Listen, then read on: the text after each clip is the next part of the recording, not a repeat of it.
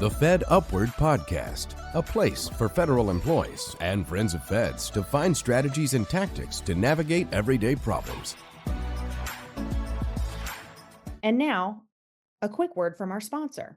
3, 2, 1. From launch pads We have liftoff. to research labs, civilian Fed life leads to many places, all covered by WAPA. WAPA offers fully portable group term life insurance for current and former civilian Feds. This coverage answers whatever life brings, with benefits that follow wherever service calls. WAPA. For Feds, by Feds. Hi, folks. This is Love Rutledge, host of the FedUpward podcast, coming to you with a series of episodes focused on globally shaping America's Next 25 Summit. My guest today is Mr. David Spirk, who has worked in a variety of roles, both inside and outside government, focused on how we manage information and data. He's also a Marine Corps veteran and brings a wealth of experience to all the roles that he's held. Sir, thank you so much for coming on the show. Yeah, thanks for having me. So I want to start by asking about data and technical literacy for federal employees. Okay. If you have any advice for current feds on how they can stay up to date with all the changes that are happening and innovations they should be paying attention to, where would you direct their focus? I think what I would probably say is there's plenty of online tools you can go to. Just type it into the Google machine, ChatGPT, Grok, whatever your choice is at this point, Gemini. And you're going to get a plethora of kind of mainstream from Coursera all the way down to programs like we started when I was at US SOCOM. My deputy, my chief operating officer, did the heavy lift there in establishing a program for soft operators on artificial intelligence and data that they could actually get a certificate in from MIT when they graduated. And it was focused on the domain they were in, so it made sense, and it put some complex concepts into the domain using a vernacular and use case that they could understand. And so I think right off the bat, just do a simple search, go look at what is at your disposal. There's offices throughout the government, whether it's at state, whether it's at defense, whether it's in the intel community, who are building these programs with some of the finest institutions in the world that are in America, and they're providing those opportunities. But I think more importantly, I think it's go find an organization that is embracing data-driven transformation, that's embracing taking data-driven software. I'm a data guy, so I have to do AI in air quotes, and join that unit. Join that unit. Because when you really get good at this, it's because you started operationalizing. I had an individual when I first arrived at SOCOM as the chief data officer, not allowed to actually use his name because he has family in mainland China, and he was concerned for their safety if they knew he was helping SOCOM. His concept to me was just go get operational. You can do data governance, you can do data management, you can do what used to be called KM from here to tomorrow. But if you don't find a workflow that you can transform with data-driven outcomes, then you're going to run into a wall because people are going to start asking you, why am I investing in this thing? It's not changing anything I'm doing. He said, so go find a courageous leader who wants to hit the I believe button, start integrating that data-driven software into the formation, follow their domain expertise and their creative vision of the application. Hey, if it can do that, can it do this? And what you'll find is the individuals around that organization start to understand and start to have their own ideas. And if you can just build and continue following that, what happens is not only do you transform a workflow or what I used to call warfighting concept, but you're changing the way that the individuals who did that integration think about operating. And every time they go to do another new data-driven integration, they're going to be better at it. They're going to understand what the limiting factors are. They're going to overcome them faster. And you're just going to watch that hockey stick go, and you're going to see all the warfighting concepts ensemble together with the change and really creates a new doctrine. Fantastic. Thank you for that answer. My next question is, what was most frustrating to you as a senior leader in the federal space? If you could have waved a magic wand and blown something away, what would it have been?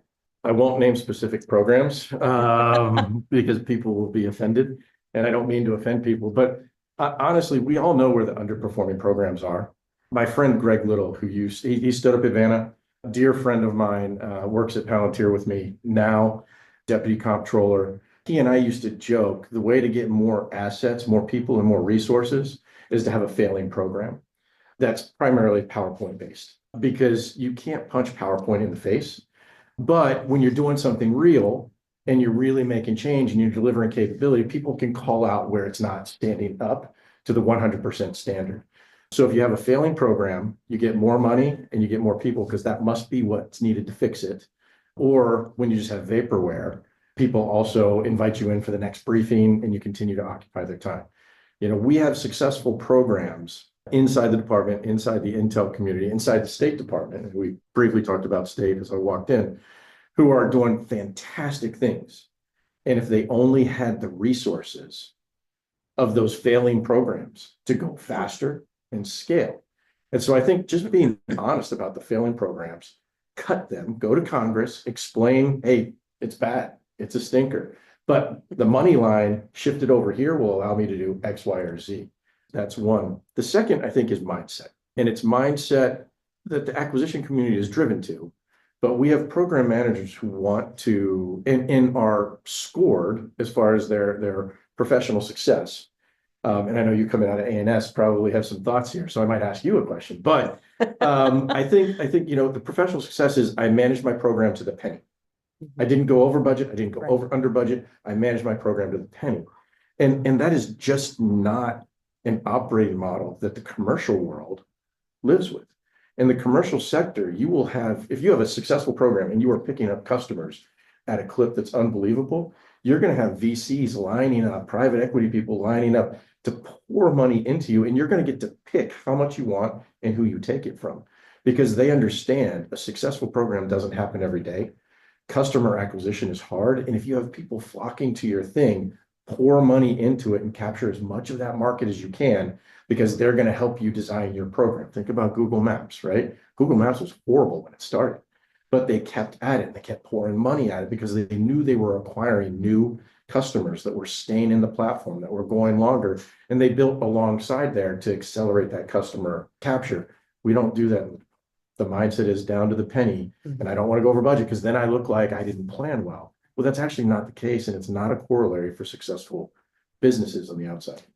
Absolutely. I think we've all been frustrated seeing more and more resources poured into programs that we all know aren't going to produce outcomes in the end, which gets to my next question nicely, I think. How do you define efficiency?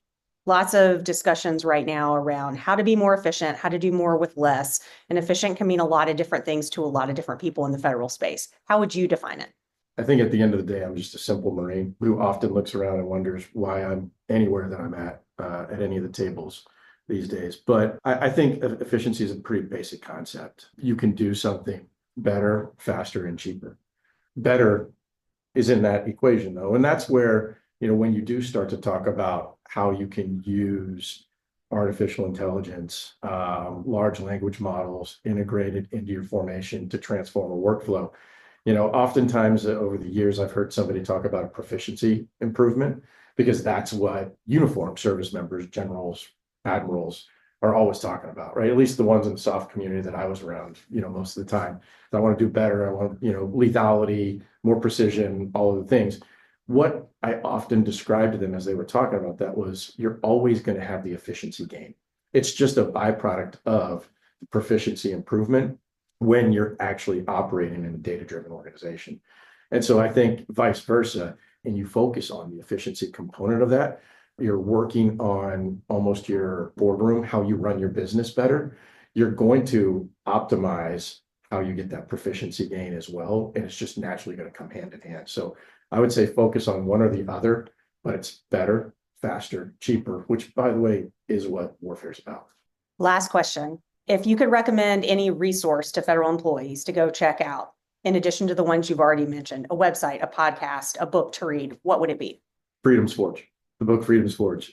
It talks about how it wasn't the Department of Defense that won World War II. It was preparing the commercial sector to outproduce the Germans and the Japanese in the things that we had to bring to bear to win the war. Ships, tanks, artillery barrels, artillery tubes, just ammunition, whatever it might be. And the executive branch actually deputized individuals in the run up to our involvement to reset some of our commercial plants for what we were going to need so that we could outproduce the enemy. As we start to talk about reshoring, onshoring, rebuilding our manufacturing capability in America so that we don't have some of these dependencies on critical materials. I think one of the things that we need to remember is it is about proficiency and efficiency of operations. We've had exquisite systems that have been built that give us 10 of something, but the next war is going to be won by who can persistently deliver 10,000 of a cheap thing. Look at what happened in Russia. I mean, I know everybody's using that probably as an example across the board right now, but this drone fight that's occurring in the Ukraine is important. Admittedly, I'm on the board of Performance Drone Works, and our area of emphasis is I want to continue building and driving the cost and performance, cost down, performance up, so that we can begin mass producing. And the Army can count on us to always hit our next delivery so that they can have notional number, 1,000 drones at any given time with each division in the Army. I think Freedom's Forge is something that when I read it, I was trying to find the corollaries for some of the tech companies we have today, but not just tech companies. It's some of the high-end, low-cost material that is going to be at the forefront of the next engagement. Great recommendation. Thank you so much, sir. And thank you for taking the time to support globally and to be a guest on the FedUpward podcast. All right, thanks for having me. I appreciate it. ClearanceJobs, the leading digital network for cleared professionals, has launched fedwork.net, connecting federal employees with news, insights, and community. The public forum serves as an extension of the ClearanceJobs career community, empowering feds to stay connected and informed. Visit fedwork.net to search and start discussions, and create a free profile at clearancejobs.com to find your next cleared role. Thanks for listening, friends. If you liked what you heard today, I hope you'll subscribe to the podcast and share it with a friend. To join my mailing list, head over to fedupwardcoaching.com/podcast. Talk soon.